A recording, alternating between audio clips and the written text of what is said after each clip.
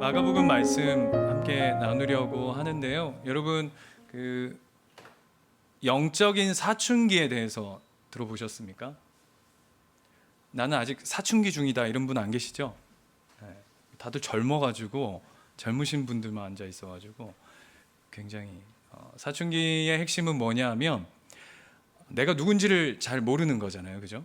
신앙생활에도 영적인 사춘기가 있는데 그 핵심이 뭐냐 하면 나를 모른다는 거예요.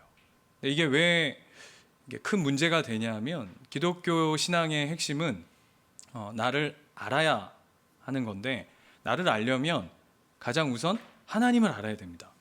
기독교는 그렇게 하나님과 우리의 존재를 하나님 묶어 놓으셨어요. 그래서 성경에 보면 하나님과 우리의 관계를 설명할 때도 한번 답해 주시면 좋을 것 같아요. 목자와, 예, 감사합니다. 순간 제 절에 온 줄 알았어요. 목자와 양, 하나님 왕이시면 우리는 백성, 나무, 가지, 이렇게 하나님의 존재됨과 우리의 존재됨을, 하나님 우리를 존재됨을 설명하실 때 이렇게 위탁해서 묶어 놓으셨습니다.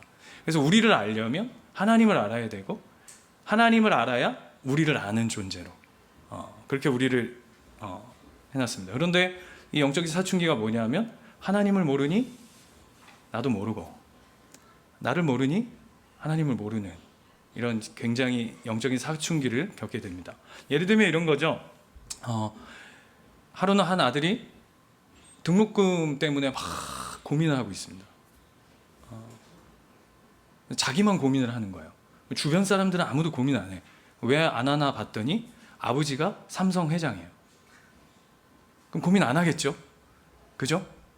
네. 표정들이, 나는 삼성 회장을 아버지로 둬본 적이 없어서 떨떨한데, 아무튼 아버지가 그와 같다면 아들은 그런 고민을 할 필요가 없습니다. 그래서 아버지가 누구냐, 다시 말하지만 내가 누구냐라고 하는 것은 굉장히 밀접한 관계를 가지고 있다라는 건데요. 오늘 우리가 읽은 마가복음의 말씀도 우리의 존재를, 우리가 누구냐라고 할 때 앞에 우리가 마가복음을 살펴보진 않았지만 앞의 내용들은 뭐냐 하면 예수님은 누구신가에 관한 이야기들을 쭉 이야기해 왔다면, 오늘 이제 요 바로 앞전 이야기가 뭐냐 하면 좋은 밭에 관한 이야기입니다. 그리고 오늘 우리가 읽은 내용들부터 등불에 관한 비유로 우리의 존재됨을 하나씩 설명해 가고 있습니다. 그러니까 등불을 비유해서 저와 여러분이 하나님 어떤 존재로 부르셨나 라는 것을 오늘 예수님께서 말씀해 주시는 거죠. 그런데 중요한 건 오늘 21절 말씀 한번 볼까요? 21절 말씀을 보면, 또 그들에게 이르시되 사람이 등불을 가져오는 것은 말 아래나 평상 아래에 두려함이냐 등경 위에 두려함이냐 라고 이야기합니다. 질문 한번 해보겠습니다. 여러분, 등불, 등경이라고도 하는 등불, 이런 등 보통 어디다 두시나요? 네? 그렇죠. 네. 어디다 둔다고요? 이렇게 오늘 안 도와주시기로 작정을 하신 것 같은데, 저는 이렇게 설교할 때 자주 물어요. 그래야 생각을 좀 하고 말씀 안에 계속 하니까. 김 목사님도 그러시죠? 아닌 것 같아요. 제가 김 목사님 설교도 자주 듣는데 요즘에 요한계시록 하시던데, 그죠? 네, 아무튼 보통 등 같은 걸, 이런 등, 예쁜 등을 어디다 보통 두죠? 오늘 성경에는 말 위다, 말 아래다, 이렇게 얘기하는데 그게 아니고 그 등불은 어두운 곳에 두는 겁니다. 어두운 곳에. 이게 핵심이에요. 그러니까 이게 이 본문 안에서 정확히 인지가 안 되니까 엉뚱한 소리를 자꾸 하는 건데, 등불은 어디에다 두느냐? 어두운 곳에 둡니다. 여러분, 어두운 곳은 어떤 곳일까요? 어두운 곳. 네? 어두운 곳. 여러분 삶 속에서 어두운 곳, 그러면 어디입니까? 어두운 곳. 아까 예배당 들어오니까 어둡던데. 어디죠? 여러분 삶 속에서 난 이런 게 어두움이다 생각하는 거. 저는 개인적으로 이런 것 같아요. 제가 한 40년 넘게 이렇게 살아오면서 어두운 거 그러면 왠지 외롭고 또 쓸쓸하고 아무도 몰라주고 감춰져 있고 드러나지 않고 축축하고 이런 것이 어두운 것이 아닐까라는 생각들을 해봅니다. 꼭 이런 것을 예수님께서 이렇게 표현하신 적도 있죠. 너희가 가는 곳이 어두운 그곳은 어떤 곳이냐면 내가 너희 양을 이리떼 가운데 보내는 곳. 꼭 어떤 곳이라고 표현해 볼 수 있냐면 이리 소굴 같은 곳. 여러분 어디 떠오르는 곳 있습니까? 이리 소굴 같은 곳. 1번 직장. 막 드글드글 막 이런 곳. 세상이 그렇죠. 세상이. 하나님 없는 그곳은 어두운 곳이라고 성경은 표현해요.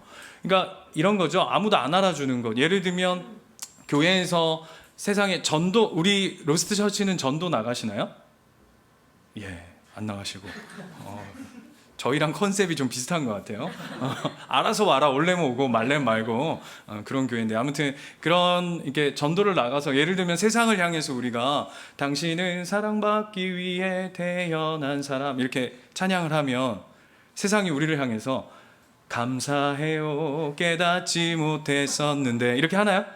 아니죠. 장기하가 부릅니다. 그건 네 생각이고 뭐 이렇게 그죠? 세상은 그렇게 우리의 사랑과 우리의 섬김과 우리의 어떤 하나님을 품은 그 마음을 그것대로 받아주는 것이 아니라 오히려 빛을 발하면 그것을 어둠으로 때로는 돌을 던지기도 하고 그 빛을 집어삼키기도 하고 모른다 하는 세상으로 그것이 어둠인 것 같아요. 우리가 그곳으로 보냄을 받았다라는 것이죠.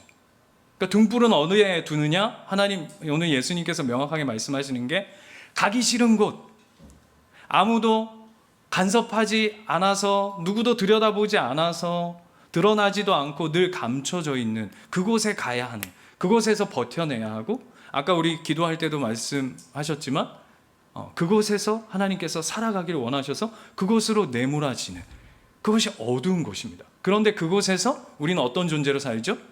등불로 살아요. 근데 얼마나 힘들어요. 그죠?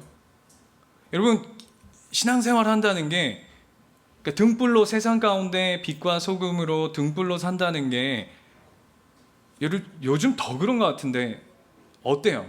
막 행복하고 막 주일날 예배 드릴 생각하면 막 밤잠을 못 자고 막 그러시죠? 네? 어때요? 그리고 오늘 주일날 받은 말씀을 가지고 또 세상 가운데 이렇게 나가서 치열한 이리꿀 사이에서 이렇게 살아내려고 하면은 막 설레고 막 안에서 사이다 기포가 막 터져 나오는 것 같고 그러십니까? 우리 성도들이 아니라고 이렇게 많이 안 도와주시는 건 충분히 이해가 되는데 그렇지 않을 거예요. 아마 저희가 느끼는 감정이나 마음들과 여러분이 느끼는 마음들과 별 차이 없을 겁니다. 그런데 우리를 그렇게 부르셨지만 22절 말씀 한번 볼까요? 22절 말씀을 보면 예수님께서도 이렇게 이어가십니다. 드러내려 하지 않고는 숨긴 것이 없고 나타내려 하지 않고는 감춘 것이 없느니라 라고 얘기합니다. 무슨 말인지 모르겠어요. 누가 혹시 이 이야기를 좀 풀이해 주실 수 있는 분 있을까요? 쉽지 않죠. 이게 무슨 얘기냐 하면요, 쉽게 표현하면 이런 겁니다. 여러분 집에 진짜 여러분이 생각했을 때 진짜 비싼 보물이 있다고 한번 생각해 보십시오. 없죠, 물론. 없는데 상상해 보는 거예요. 진짜 비싸서 밖에 이렇게 차고 나오거나 이렇게 손에 이렇게 끼고 나오기조차 부담스러운 보물이 집에 있다고 생각해 보세요. 그러면 혹시 그거를 집에 두고 온다고 한다면 여러분 보통 어떻게 두고 나오시죠? 네? 그냥 이렇게 아무데나 선반 위에 이렇게 올려놓고 나오나요? 아니죠. 귀중할수록 꽁꽁 숨겨두는 법입니다. 이해되십니까? 심장. 여러분 우리 몸 중에 제일 중요한 게 뭐죠? 그렇죠. 저는 착한 목사여가지고 답을 얘기해주고 질문을 하는 시스템이에요. 심장이죠. 심장. 그런데 심장을 보면 감춰져 있어요. 그죠? 드러나지 않죠. 여러분 보세요. 우리는 나머지 장기들은 밤에 자면 다 자잖아요. 근데 얘는 안 자고 계속 근데 어느 날 얘가 화가 났어. 야, 니는 맨날 자기도 하고 뭐 씻어주기도 하고 뭐 여기다가 뭐 바르기도 하고 뭐 이렇게 하는데 난 뭐야, 맨날 펌프지만 니들 열심히 하라고 막 펌프지만 하고 화가 나가지고 어느 날 밖으로 나와버렸어요. 그럼 어떻게 되죠? 죽어요. 이게 22절의 말씀이 무슨 얘기냐면, 등불은 아무도 가기 싫은 곳, 감춰져 있는 것, 드러나지 않는 그 어둠의 자리에 가서 정말 어떻게 보면 쓸모없어 보이고 어떻게 보면 그 가치가 뭘까라고 생각하는 그런 현실 속에 있지만, 오늘 예수님 뭐라 그러시냐면 그것이 예수님에게 있어서는 뭐라고 얘기하냐면 아주 중요한 것이다. 그러니까 그것을 감추어 두는 법이다 라고 오늘 22절이 이야기하는 거예요. 그래서 요즘에 그 유명한 사자성어, 요즘 예능 같은 데 보면은 자주 등장하던데 난중지추라고 있죠. 그게 무슨 뜻일까요? 호주머니 속에 송곳, 이런 뜻이 가지고 있는 게 난중. 좋은 초등학교 나오신 분들은 다 아는데 주머니 속에 이렇게 이게 있는 송곳, 그게 무슨 얘기냐면 드러나는 법이다라는 거죠. 오늘 예수님이 그 얘기하는 거예요. 니들이 세상 가운데 외롭고 쓸쓸하고 아무도 가지 않고 아무도 알아주지 않는 그 어둠 가운데 처해 있는 현실이라 할지라도 너희의 가치는 하나님 보실 때 소중하고 귀중하고 꼭 드러나게 돼 있다라고 성경이 오늘 이야기하고 있는 것이죠. 그리고는 23절 한번 볼까요? 갑자기 이렇게 얘기해요. 들을 귀 있는 자들은 들으라.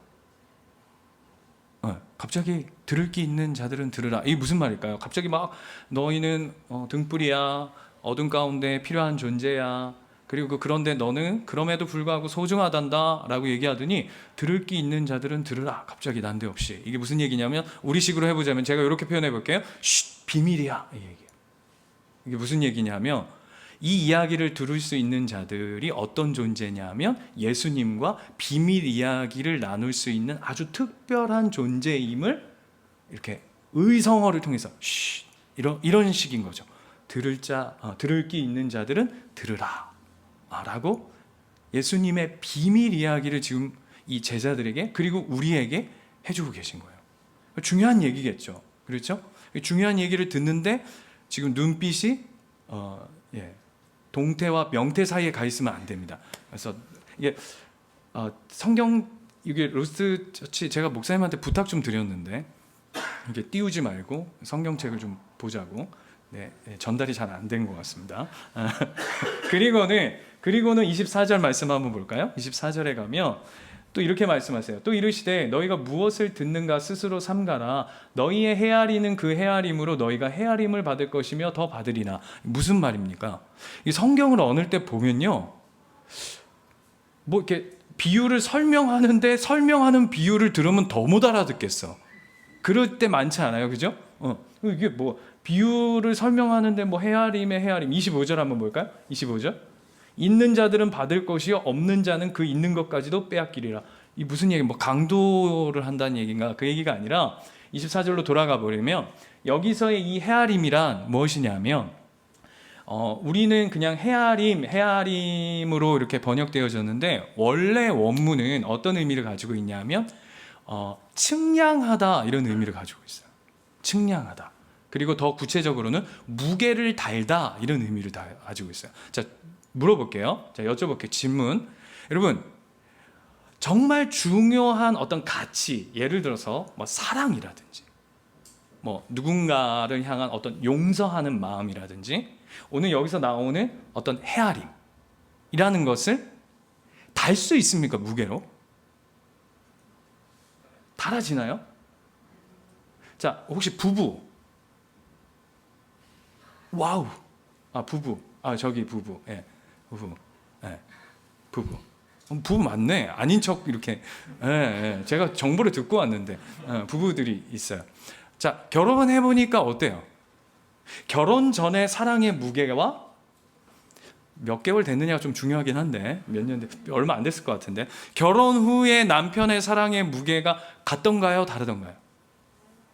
벌써 다르면 큰일 난데? 벌써 다르면 큰일 나는데. 그래서 여러분 한번 보세요. 내가 결혼 전에 그 무게를 내가 닳는 그 무게를 알았다면 아마 죄송한 얘기인데 내 옆에 다른 사람이 앉아있을 수도 있지 않겠습니까? 분위기 안 좋아지는 것 같고 농담이고요. 아무튼 우리는 어떤 그 중요한 가치를 달지 못해요. 그 사랑이 얼마나 큰지 그 무게가 얼마나 나가는지 우리는 몰라요. 그런데 오늘 예수님 뭐라 그러시냐면 그 무게를 다하신대요. 그 이야기를 하는 거예요. 너희가 세상 가운데 아무도 알아주지 못하고 드러나지도 않고 감추어진 존재로 살아간다 해도 그것이 가지는 가치와 의미를 예수님은, 하나님은 달고 계시다는 거예요. 그 무게를 하나님께서 다 보고 계시고 다 듣고 계시고 알고 계신다라고 얘기하는 게 오늘 본문이에요. 여러분, 이것이 우리에게 주는 의미가 얼마나 큰지 이거는 어마어마한 겁니다. 제가 한 예를 들게요. 제가 이제 전대리입니다. 전대리. 저희가 어떤 목사님 예화를 제가 인용한 건데 전대리예요. 제가 어떤 직장을 다닙니다. 그런데 제가 다니는 직장에 제가 전시거든요. 전대리인데 정부장이 있어요. 정부장. 정부장 하지 말자. 김부장. 김상건 부장이 있어요. 그런데 회사를 가면 은근히 갈구는 거예요. 여러분 직장 생활 해보면 어떤 사람이 진짜 힘드냐 하면 대놓고 갈구면 동료들이 생깁니다. 그렇죠? 이게 나쁜 사람 이러면 옆에 주변에 그게 막 어떡해 전대리 불쌍하다 그러면서 동료들이 생기는데 이게 요 경계선을 싹 하면서 은근히 이게 갈구는데 나만 알게끔 이게 교묘하게 갈구면 이게 사람 스트레스는 이빠이 받고 막 죽을 것 같고 집에 오면 막 그 사람 꿈에 계속 나오고 막 이런 김상건 부장이 있는 거예요. 그런데 아침에 출근하는데 오늘 아침도 가면은 또 만나야 되는데 이걸 어떡하나. 그리고 엘리베이터를 딱 탔는데 갑자기 엘리베이터가 닫히려고 그러는데 누가 손을 탁 내밀고 엘리베이터에 누가 타는 거예요. 알고 봤더니 그 회사 회장님이에요. 회장님이 딱 타시더니 아이고 전신욱 대리 이분이 내 이름을 알아. 전신욱 대리 알고 봤더니 명찰 달고 있는 거죠. 전신욱 대리 하면서 등을 툭툭 아우 자네 일 열심히 한다고 회사에서 소문이 자자해. 아주 훌륭하다고. 앞으로 우리 회사를 짊어질 큰 일꾼이 될 것 같아. 힘내. 그리고 내가 당신 이래저래 힘들어하는 거 다 알고 있어. 그러면서 화이팅해. 그리고 딱 때렸어요. 딱 내렸죠. 사무실에 딱 들어갔는데 그대로 김상건 부장이 그곳에 좌정에 계시죠. 그죠? 아무것도 바뀐 게 없어요. 상황은 바뀐 것도 없고 환경이 바뀐 것도 없고 어둠은 그대로인데 그 회장이 내 등 두드려 주면서 내 이름 한번 불러줬다는 것 때문에 아마 그 하루에 회사 생활이 완전히 달라질걸요. 경험 혹시 없으십니까? 없어요? 이런 생각만 해도 기쁘죠? 그런 일들이 그 회장이 내 이름을 한번 불러줬을 때 내 존재가 확인됨으로 말미암아서 내 살아가야 할 이유와 목적과 뜻과 방향이 완전히 새로워지는 것. 그런데 오늘 예수님 뭐라고 말씀하시냐 하면 내가 너희의 삶을 그 가치를 헤아리고 보고 알고 있다 이렇게 얘기해 주시는 거예요. 그게 우리의 존재래요. 외롭지만 눈물 나지만 한숨 나지만 그 모든 것에 함께하고 계신. 그런데요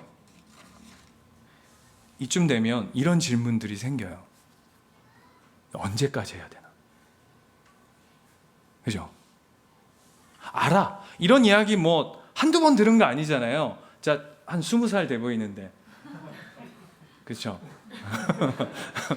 한 20살, 20년 살아오는 시간 속에 뭐 어렸을 때부터 신앙생활을 했다고 하면 앞에서 우리 이런 나눈 이야기 뭐 귀에 못이 박히도록 듣지 않았겠어요? 뭐 하나님이 너를 다 보고 계셔, 감찰하고 계셔, 너와 함께 하셔, 너의 삶을 인도하셔, 네 이름을 알아, 내 이름 아시죠? 얼마든지 들었어요. 그런데 우리는 늘 이런 현실들 속에 그 어둠이라고 하는 자리에 딱 봉착하게 되면 어떤 질문이 훅 올라오냐면, 하나님 알겠어요, 알겠는데요, 언제까지 해야 합니까? 이 자리에 언제까지 버텨야 합니까? 라는 질문들이 올라와요. 거기에 예수님이 친절하게 답을 해주세요. 자, 26절 한번 가볼까요? 26절에 가면 이렇게 돼 있어요. 또 이르시되 하나님의 나라는 사람이 씨를 땅에 뿌린 같으니 그가 밤낮 자고 깨고 하는 중에 씨가 나서 자라되 어떻게 그리 됐는지 알지 못하느니라. 이게 무슨 얘기냐면, 앞에서 한 이야기, 우리의 존재됨, 그것이 세상 가운데는 드러나지 않는다, 감추어져 있다, 보이지 않는다라는 것을 예수님께서 반복해서 이야기해 주세요. 그런데 28절에 보면 땅이 스스로 열매를 맺되 처음에는 싹이요, 다음에는 이삭이요, 그 다음에는 이삭의 충실한 곡식이라. 이게 무슨 얘기냐 하면, 드러나지 않고 감추어져 있고 보이지 않지만 우리의 존재는 그럼에도 불구하고 자란다는 거예요. 자라고 있고 성장하고 있고 하나님의 나라를 향해서 한 걸음 한 걸음 그 역할들을 감당하고 있는 거죠. 제가 로스트처치 여러분들 그 설교하라고 할 때 사실 죄송한 얘기인데 오고 싶지 않았어요. 오고 싶지 않았던 게, 여러분 보기 싫어서 안 오고 싶은 게 아니라 저희 교회도 이제 아직 개척교회잖아요. 그리고 요즘에 자랑 좀 할게요. 새 가족이 매주 와요. 이 표정들이 안 좋으시네. 새 가족이 매주 오기 때문에 그분들을 잘, 이렇게 표현해 볼게요. 잘 구슬려야 돼요.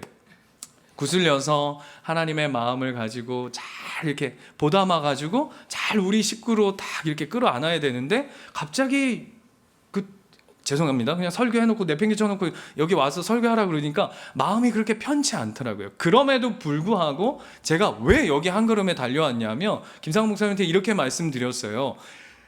같은 마음인 것 같다. 별로 동의가 안 되는 것 같은데요? 같은 마음. 그러니까 여기 개척교회잖아요, 그렇죠? 개척교회 들어오는데 마음이 벌써 확 와. 뭘 대단히 갖추지도 않고, 무슨 우리가 대부분 또 아닐 수도 있겠지만 말 잘해야 되는데 또 S교회 출신들 아닙니까? 맞죠? 저도 S교회 출신이잖아요. 그렇기 때문에 또 그거와 비교되는 묘한 어떤 그런 분위기 속에 있다고요. 그럼에도 불구하고 하나님 주시는 그 마음, 그 한 마음, 이 세상 가운데 하나님 주신 그 마음으로 드러나지 않아도, 세상 앞에 보여지지 않아도 하나님 주신 그 마음을 지켜가겠다 하면서 이 자리에 모여있는 그 마음에 저도 동일한 동의가 되어져서 한 걸음에 달려왔어요. 그래서 이 마음을 나누는 거예요. 그렇게 한 걸음 한 걸음 자라는 거 아닙니까? 축원 드리는 건 우리 로스트 처치도 하나님의 이 놀라운 은혜가 그 지경이 한 걸음 넓혀져 가기를 축원합니다. 그런데 여기 이렇게 예배를 드리려고만 해도 의자 이렇게 다 세팅해야 되죠.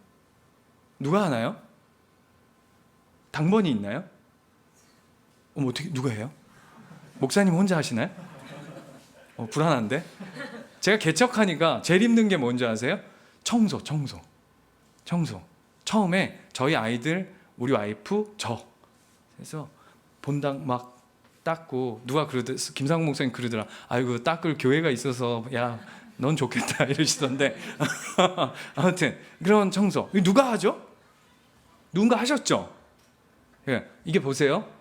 첫 주, 두 주, 한 달, 두 달, 석 달, 넉 달 이렇게 가면, 이렇게 처음에는 막 마음이 감사하고, 어떻게 여기서 우리가 이렇게 모여서 예배할 수 있을까? 처음에는 너무 감사해. 막 의자도 막 2번씩 닦고 먼지 들면 막 하다가, 이게 2달, 석 달, 1년, 2년 가면, 이건 왜 맨날 나만 해?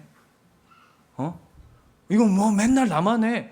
누가 알아주는 것도 아니고, 목사님이 뭐 밥 한 번 사주시는 것도 아니고, 하나님은 구경도 못 할 것 같고, 나 이런 거 열심히 하면 또 하나님 직장에서 승진도 좀 탁탁하고 뭐 월급 봉급도 좀 이렇게 한 단계씩 착착착 연봉도 딱딱 올라가지고 이래야 될 것 같은데 다니던 회사는커녕 다니던 알바도 잘리게, 이게 뭘까? 이게 심각한 절망의 상태로 들어가면서 도대체 나 이거 언제까지 이거 해야 되는 거야? 라고 하는 질문들이 우리 안에 훅훅 올라오죠.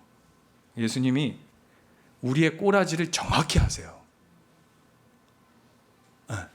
하나님 우리의 연약함과 우리의 모자람과 우리가 그렇게 대단하지 않다는 걸 하나님 더 잘 아세요. 그죠? 우리가 우리를 아는 것보다 더 잘 아세요. 그래서 뭐라 그러시냐면, 언제 끝난다고 얘기하시냐면 29절 말씀 한번 볼까요?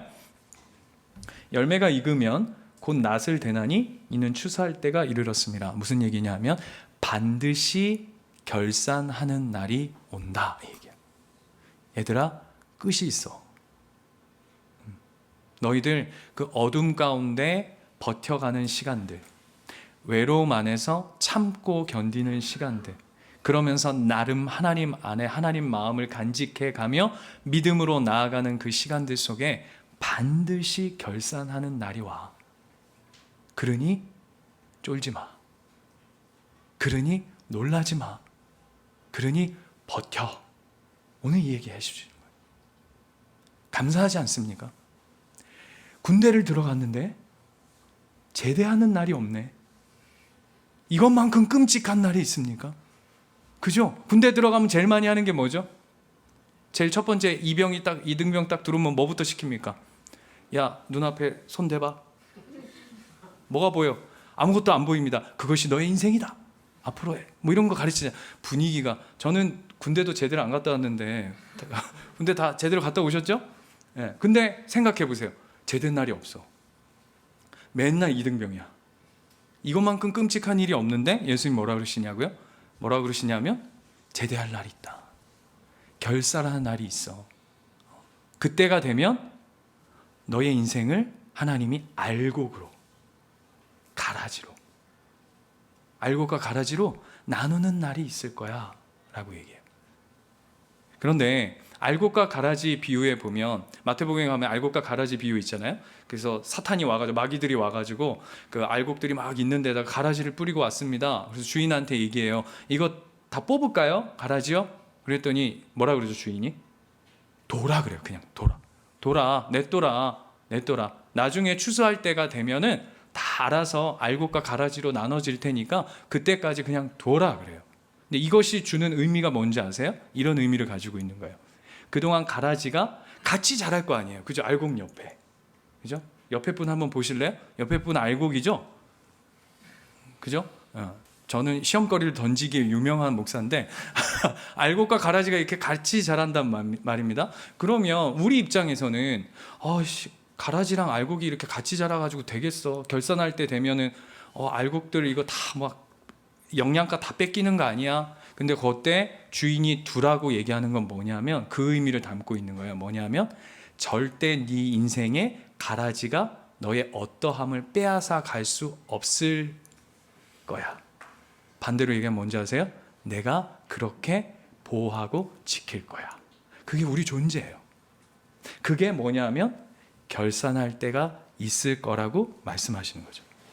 그런데 이런 이야기들을 들으면 감사한데 오늘 본문 밑으로 한번 더 가볼까요? 계속 반복이에요, 이 이야기가. 오늘 마가복음은 30절 보시면 또 이르시되 우리가 하나님의 나라를 어떻게 비교하며 또 무슨 비유로 나타낼까? 겨자씨 한 알과 같으니 땅에 심기일 때에는 땅의 모든 씨보다 작은 것이로되 심긴 후에는 자라서 라고 얘기하는데 31절 보면 이 우리의 존재가 꼭 뭐와 같으냐면 겨우 겨자씨 한 알 같아 보인다는 게 우리한테 너무 힘든 부분인 거예요. 그죠? 이 오늘 등불 비유, 자라는 씨의 비유, 겨자씨 비유, 이것의 핵심이 뭐냐 하면 이것을 겉으로 볼 때는 겨우 뭐 같아 보이냐면 애게 이거밖에 안 돼. 별로 표정들이, 여러분 안 그래요? 저는 진짜 힘들었던 게 뭐냐면 아까 S교회 잠깐 얘기했는데 S교회에서 제가 이래봬도 이래봬도 이게 어떻게 하다 보니까 거쳐온 교회들이 다 큰 교회들만 있었어요. 그 자랑거리가 아니라 예를 들면 그래서 다 큰 교회였어요. 마지막 수영록교회에 있다가 이렇게 개척을 했는데 굉장히 포부가 컸죠. 그리고 제가 양산 땅에 개척을 딱 하면 막 어마무시하게 막 몰려올 줄 알았어요. 막 야 횃불 들고 막 야 양산 땅을 밝혀라 이러고 막 수많은 사람들이 막 몰려와가지고 막 회개하고 막 옷을 찢으면서 막 온리 지저스 막 이럴 줄 알았어요. 그래서 저희 교회 이름도 예수인 아닙니까? 막 그럴 줄 알았는데 예배가 딱 주일 예배 말고 하루는 수요 예배를 딱 시작했는데요. 수요 예배 딱 시작했는데 4명 앉아 있는 거예요. 제 일평생 4명을 두고 예배를 드려본 적이 없어요. 여러분 표정들이 야 저렇게 사꾼 같냐 이렇게 4명도 중요하지라고 생각하는데 와 4명을 보는데 막 이게 막 업다운이 그래서 설교하는 내내 안 봐. 주님 차라리 십자가를 보고 그런데 막 마음이 막 그러면서 막 프랑스 소설이 생각나요. 참을 수 없는 존재의 가벼움 막 이런 게 막 생각나고 하나님 이러실 거면 왜 나를 개척하라 하셨습니까? 막 이런 왜냐하면 4명 중에 2명 와이프 1명 우리 애 1명 이러니까 막 갈 때처럼 마음이 일렁이는 거죠. 막 일렁이는 거죠. 그런데 그 마음이 하나님 앞에로 드려지는 게 아니라 제 존재 자체가 너무 작아 보이는 거예요. 너무 작아 보이는 거예요. 그런데 또 해필 찬양이 뭐냐면 이런 찬양 들어보셨어요? 그 윤지영 목사님 우리 그 S교회 윤지영 목사님이 세상이 당신을 모른다 하여도 들어보셨죠? 어떻게 부르죠? 세상이 당신을 모른다 하여도 그 다음 뭐죠? 주님은 그 이름 마음에 새겼네. 막 혼자 진짜 눈물이 막 절로 나요. 막 와, 하나님 이게 뭡니까? 속으로 이런 기도를 하는 거죠. 주님 세상이 날 모른다 하여도 다음 주면 10명이 올 줄 믿습니다. 그 다음 주 됐는데 똑같아. 그 존재, 이 놀라운 이 아무것도 아닌 것 같은 이 존재의 가벼움, 겨우 겨자씨 같은 우리의 마음. 그래서 우리가 어떻게 하죠? 두려워요. 세상에서 잊혀질까 봐. 사람들로부터 지워질까 봐. 그게 너무 두려운 거죠. 그래서 뭐에 갑자기 귀가 기울여지냐 하면 어떻게 하면 힘이 실릴까? 어떻게 하면 내 겨자씨 같은 이 존재됨에 이 뻥튀기가 이루어질까? 막 뻥 해가지고 막 튀어질까? 그래서 어떻게 하죠? 힘을 모아요. 힘을 모아요. 어떻게 하면 인맥을 넓혀요. 프로그램을 찾아요. 돈을 쌓아요. 야 누가 뭐 했더니 뭐 어떻게 됐다더라. 어떤 교회가 뭘 했더니 어떻게 됐다더라. 내 그 어떤 사람이 뭐 별 볼 일 없는 인생이었는데 그 사람이 뭐에 투자했다가 대박 났대. 그게 막 차트로 쫙 세워지면서 그게 막 들어오기 시작하죠. 그러면서 뭐는 자꾸 멀어지죠? 하나님의 말씀, 본질, 주일날 들었던 목사님을 통해서 주셨던 말씀은 온데간데 없는 그런 시스템 안으로 우리를 계속 모으죠. 스펙을 쌓아라. 자격증 쫙. 제가 아들이 카봇 요즘에 즐겨 보는데 카봇에 나오는 그 주인공 엄마가 자격증이 100몇 개래요. 하루는 저한테 아빠는 자격증이 몇 개 있어요? 순간 난 자격증이 도대체 몇 개 있지? 생각해보니까 2개 있어요. 아빠 2개 있다. 애게 2개 있어요? 왜? 아빠 2개 있어. 첫 번째 자동차 면허, 2번째 목사 자격증. 벌써 아들한테 조롱받는 신세가 되는 거죠. 2개 있으면. 그러니까 그런 게 계속 들어오는 거죠. 여러분 살아보면 어때요? 신앙생활 해보면 어때요? 매일 아침 큐티했던 말씀이 심장으로 싹 들어올 때가 많거나, 주일날 우리 목사님을 통해서 주셨던 말씀이 내 삶에 꽉 차가지고 눈만 뜨면 하나님이 라이트, 오늘은 레프트, 오늘 저 사람 만나고, 오늘은 이 일을 처리하고, 오늘은 지혜롭게 믿음으로 감당하고, 일사천리로 착착착착 갑니까? 이게 뭐가 퍽퍽 막혀서 기도를 하면 기도 응답이 탁탁 이루어져야 되는데, 어떻게 된 게 기도를 하면 유통기한이 점점 짧아지죠. 그죠? 그런 거 안 느껴보세요? 기도를 하면 예전에는 그나마 우리가 믿음 없을 때는 쉽게 기도가 응답되던 일들이, 이제는 기도를 하면 유통기한이 점점 짧아져. 그래서 이제 어떤 단계에 가죠? 기도를 뒤로 밀어놔요. 그리고는 뭐가 빨라요? 카톡하고, 전화 걸고, 인터넷 서핑하고, 어떤 세상의 기준들로 계속 내 안에 안정감을 누리려 하는 모습들로 계속 채워져 가는 거죠. 이게 우리가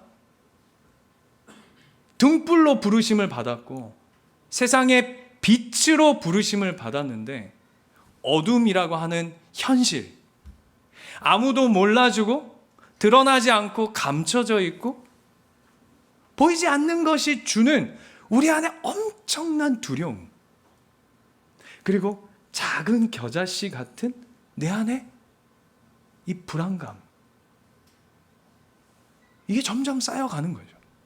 그런데 오늘 예수님 뭐라 그러시냐면, 결론 32절, 심긴 후에는 자라서 모든 풀보다 커지며 큰 가지를 내나니 공중의 새들이 그 그늘에 깃들일 만큼 되느니라. 저는 사랑하는 우리, 아직은 사랑한다고 얘기하기는 좀 어색하지만 뭐라고 표현해야 되죠? 하나님이 사랑하는 우리 로스트처치, 우리 사랑하는 성도 여러분, 여러분의 삶이 이와 같기를 축원합니다. 여러분, 세상이 몰라준다 해도 사람이 여러분의 가치를 다 헤아리지 못한다 할지라도, 여러분의 인생은 세상에 묶여 있는 존재가 아니라 하나님께 묶여서 하나님 앞에 자라고 커지며, 또 누군가의 영혼을 쉼을 얻게 하는 축복의 통로로 쓰임받는 자리로 가게 하실 줄 믿습니다. 우리 옆에 분 바라보면서 이렇게 한번 축복할까요? 당신은 큰 나무가 될 거예요. 제가 아까 했던 수요 예배 하는데, 제 안에 이제 목사가 참 제일 믿음이 없는 것 같아요. 목사가 제일 믿음이 없는 것 같은데, 그러니까 이제 그래도 목사라고 꼴에 이거를 이렇게 죄송해요 이렇게 표현해서 해소시키고 싶은 마음에 뭘 시작했냐면 가정 예배를 시작했어요. 뭐 가정 예배나 수요 예배나 그 나물의 그 밥인데, 이제 장소만 바뀌는 거죠. 교회에서 하냐, 이제 집에서 하냐. 가정 예배를 드리는데, 그 책 중에 3분 예배라는 책이 있어요. 3분 카레 말고, 3분 짜장 뭐 이런 거 말고 3분 예배 이런 게 있어요. 왜 그걸로 하냐면, 우리 애들이 아빠 예배는 3분 넘어가면 안 될 것 같아요. 교회 가서도 설교 듣고 여기에서도 또 집에 가서 설교 들으면 3분 이상 아닙니다. 그래서 한 요만합니다. 요만한 거 그냥 읽고 기도하고 마치는 건데, 이게 아이들하고 예배 드리는데 그 주에 내용이 뭐였냐면, 제목이 사과 고르기였어요. 사과 고르기. 선택에 관한 이야기였어요. 여러분 마트에 가면, 요즘에는 그런 게 참 적은데, 마트에 가면 요즘은 예쁜 사과 한 2개, 막 이만한 거, 너무 잘생긴 거 2개 딱 놓고 비닐 딱 씌워가지고 이렇게 해서 뭐 얼마죠? 이런 거 요 정도면? 사과를 먹어본 적 있어야지. 그렇게 하는 거 뭐 백화점에서 그렇게 하는데, 옛날에 저 어렸을 때만 해도 그런 게 어디 있어요? 그냥 막 이렇게 막 잔뜩 쌓아놓고 10개에 뭐 10,000원, 10개에 5,000원 이렇게 했잖아요. 그죠? 그러면 여러분 10개 사과 고른다 그러면 여러분 어떤 사과 고르실 거예요? 막 벌레 먹은 거, 막 썩어서 문드러진 거, 나는 예수 그리스도의 향기를 여기서 풍겨내리라 하면서 난 이런 걸로 섬겨야겠어 그러면서 막 못난 거 막 주워 담습니까? 딸기 고르는데 막 다 뭉그러져 가지고 막 이런 거 고르나요? 아니죠. 제일 괜찮고 싱싱하고 예쁜 놈 담죠. 그죠? 질문이요. 예수님은 우리를 어떤 기준으로 고르셨을까요?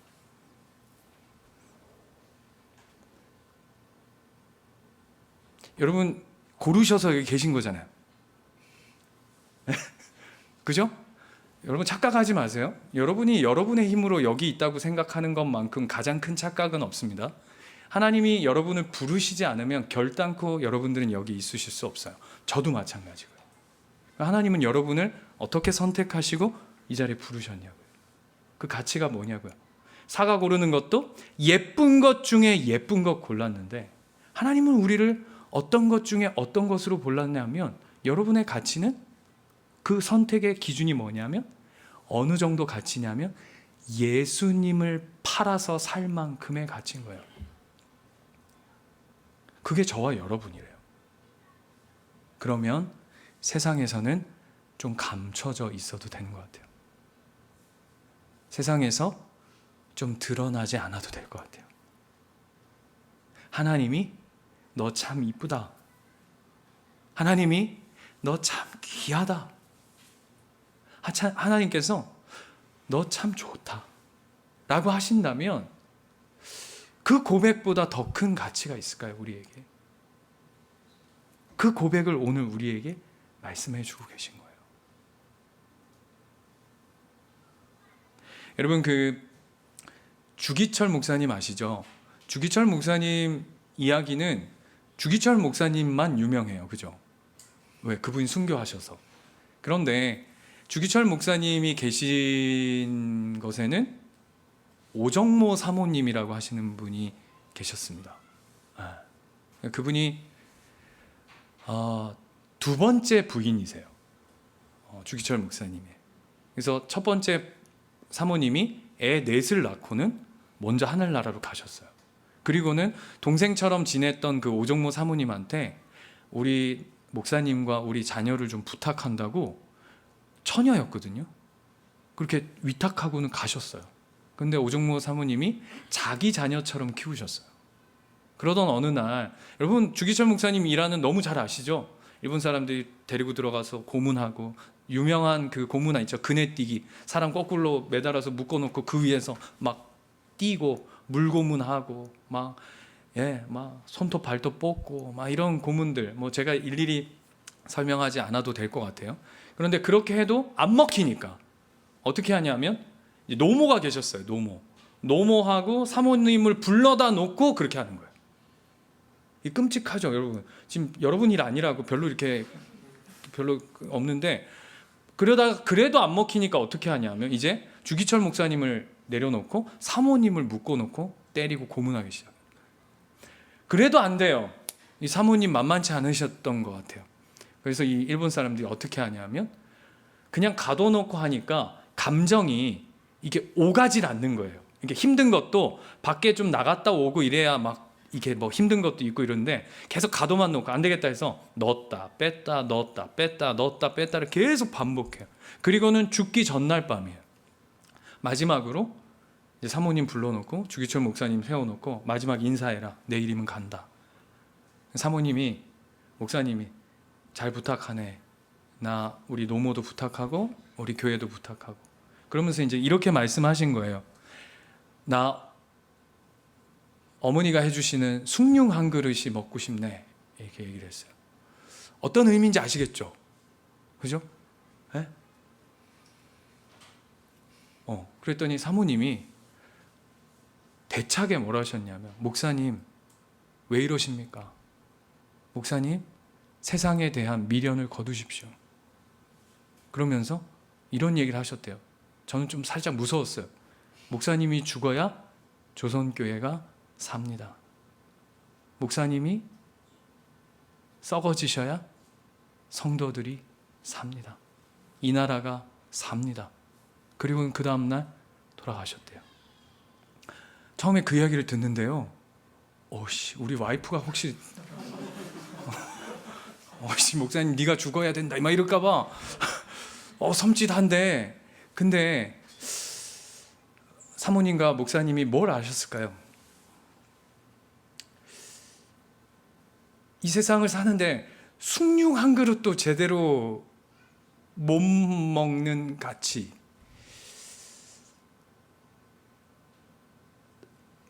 막 마음이 막 메어져요. 그게 뭐 대단한 거라고. 무슨 금한 사발도 아니잖아요. 그냥 누구나 마실 수 있는 그냥 숭늉 한 사발도 못 먹는 존재. 오늘 본문으로 하자면 이 겨자씨만한 이 진짜 눈곱만큼도 못할 것 같은 그 존재. 근데 그 존재가 그것으로 끝나는 것이 아니라 사모님도 알고 목사님도 아셨던 우리 인생이 그렇게 꺼지지 않는다는 걸 우리에게 보여주시는 것 같아요. 이 말씀은 제자들에 관한 이야기가 아니라 저와 여러분을 향한 하나님의 마음인 줄 믿습니다. 작은 교회 하나님 동일히 하게 계시고 큰 교회 하나님 동일하게 계십니다. 우리에게 작은 일이란 없습니다. 우리에게 하찮은 사명이란 없습니다. 외롭고 쓸쓸한 길은 있을지 모르나 하나님 앞에 가치 있고 의미 있고 그렇게 나무와 같이 세워져 가는 하나님의 놀라운 존재로 하나님께서 우리를 빚어가실 줄 믿습니다. 고린도후서 6장 9절 10절 말씀 다 같이 읽고 제가 읽어드릴게요. 고린도후서 6장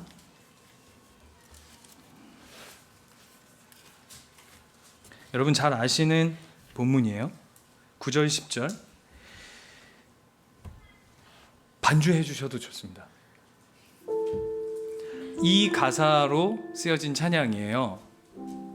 고린도후서 6장 9절 10절 무명한 자 같으나 유명한 자요 죽은 자 같으나 보라 우리가 살아있고 징계를 받은 자 같으나 죽임을 당하지 아니하고 근심하는 자 같으나 항상 기뻐하고 가난한 자 같으나 많은 사람을 부유하게 하고 아무것도 없는 자 같으나 모든 것을 가진 자로다. 아멘. 이 고백이 저와 여러분의 고백 되시기를 축원합니다. 우리